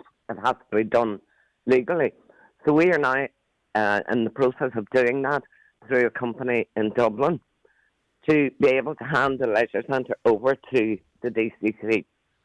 That all applications for grant fund aid have to go through the DCC, and they have to own the premises to hopefully get what's needed to build the new centre. Rosina, why did it take, because one of the criticisms that Councillor Bradley had was that this should have happened 10 years ago. The fact that it's only happening now has effectively been in the background stalling the project. Would you agree with that? And maybe you can talk as to why it's taken so long? Well, that's certainly not our fault. The money just hasn't been allocated. Back in 2005, we were allocated $3.2 million to refurbish the centre, but that was never it went out to tender. It never happened, and the Donegal County Council did have control of that. Now, that funding is still there. It was never drawn down, so we're hoping that it is still there to add to what we need now. But certainly, it should have happened. I mean, I remember Michael McGarvey from DCC at a meeting saying to me years ago, you'll have a leisure centre in 24. And I remember saying to him, Michael, that's ridiculous, that's too far away. And here we are in 26. And I think really, Rosina, what you wanted to make sure that the public knew is that the committee have been working on this tirelessly, and progress is being made all the while. So as not to presume to take away from the efforts that have been put in to try and get this over the line. There's been no stubbornness or stalling from your committee, I take it. Greg, you have no idea the amount of meetings, phone calls, emails. The public don't see what's being done behind, unless you're out in the street protesting, which, to my mind, isn't going to get the job done. We are there behind the scenes, negotiating all the time with the council, with the company in Dublin, with the auditors, everybody. Okay. We are working, and I assure the public that we are pushing this and we're not sitting back. All right, Rosina, listen, thank you so much for your time. Rosina McLaughlin there, Chair of the Buncrana Leisure Centre Committee. And that's where we leave it on the show for today. We'll be back, of course, tomorrow morning at 9 o'clock. Tune in. We have our Friday panel where we'll debate some of the big issues of the day, of the week, and get the views of our panel in relation to that. That and so much more. Anything else on tomorrow that I need to mention, Caroline? No, she's speaking to someone else. What's on the show tomorrow? Anything else I need to mention? Just the usual. Okay, we're going to have summer bank holiday vibes, she tells me. I look forward to that. We'll be back tomorrow morning at 9. Stay safe and stay tuned.